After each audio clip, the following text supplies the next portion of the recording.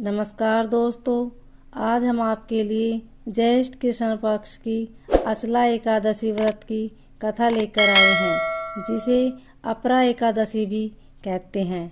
कथा सुनने के बाद आप हमारे चैनल को सब्सक्राइब करें, बेल आइकन को प्रेस करें ताकि हमारी वीडियो की नोटिफिकेशन सबसे पहले आप तक पहुंचे।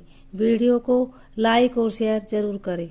युधिष्ठिर कहने लगे कि हे भगवान, ज्येष्ठ कृष्ण एकादशी का क्या नाम है तथा उसका महात्म्य क्या है, सो कृपा कर कहिए। भगवान श्री कृष्ण कहने लगे कि हे राजन, यह एकादशी अचला तथा अपरा दो नामों से जानी जाती है। पुराणों के अनुसार ज्येष्ठ कृष्ण पक्ष की एकादशी अपरा एकादशी क्योंकि यह अपार धन देने वाली है। जो मनुष्य इस व्रत को करते हैं वे संसार में प्रसिद्ध हो जाते हैं। इस दिन भगवान त्रिविक्रम की पूजा की जाती है। अपरा एकादशी के व्रत के प्रभाव से ब्रह्म हत्या, भूत योनि, दूसरे की निंदा आदि के सब पाप दूर हो जाते हैं। इस व्रत के करने से पर स्त्री गमन, झूठी गवाही देना, झूठ बोलना, झूठे शास्त्र पढ़ना या बनाना, झूठा ज्योतिषी बनाना तथा झूठ वैद्य बनना आदि सब पाप नष्ट हो जाते हैं।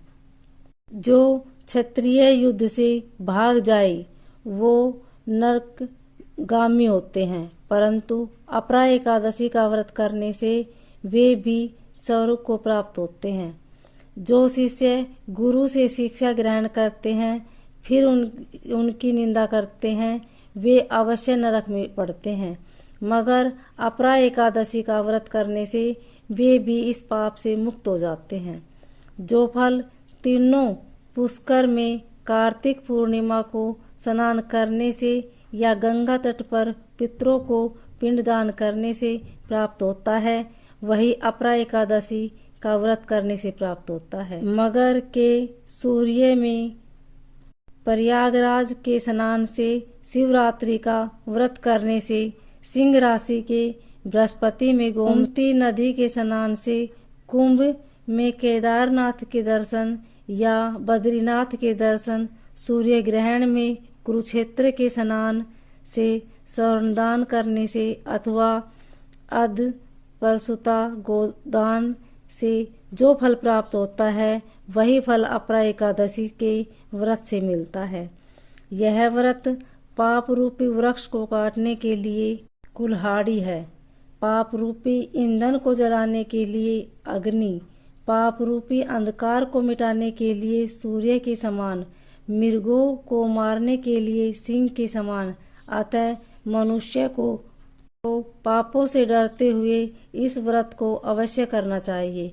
अपरा एकादशी का व्रत तथा भगवान का पूजन करने से मनुष्य सब पापों से छूटकर विष्णु लोक को जाता है।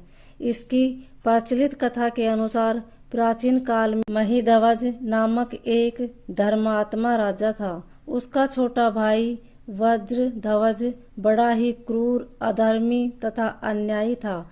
वह अपने बड़े भाई से द्वेष रखता था। उस पापी ने एक दिन रात्रि में अपने बड़े भाई की हत्या करके उसकी देह को एक जंगली पीपल के नीचे गाड़ दिया। इस अकाल मृत्यु से राजा प्रेतात्मा के रूप में उसी पीपल पर रहने लगा, अनेक उत्पात करने लगा। एक दिन अचानक धौम्य नामक ऋषि उधर से गुजरे। उन्होंने प्रेत को देखा और तपोबल से उसके अतीत को जान लिया। अपने तपोबल से प्रेत उत्पात का कारण समझा। ऋषि ने प्रसन्न होकर उस प्रेत को पीपल के पेड़ से उतारा तथा परलोक विद्या का उपदेश दिया। दयालु ऋषि ने राजा की प्रेत योनि से मुक्ति के लिए स्वयं ही अपरा अचला एकादशी का व्रत किया। तो अगति से छुड़ाने को उसका पुण्य प्रेत को अर्पित कर दिया। इस पुण्य के प्रभाव से राजा की प्रेत योनि से मुक्ति हो गई। वह ऋषि को धन्यवाद देता हुआ दिव्य देह धारण कर पुष्पक विमान में बैठकर स्वर्ग को चला गया। हे राजन, यह अपरा एकादशी की कथा मैंने लोकहित के लिए कही है। इसे पढ़ने अथवा सुनने से मनुष्य सब पापों से छूट जाता है। ओम नमो भगवते वासुदेवाय।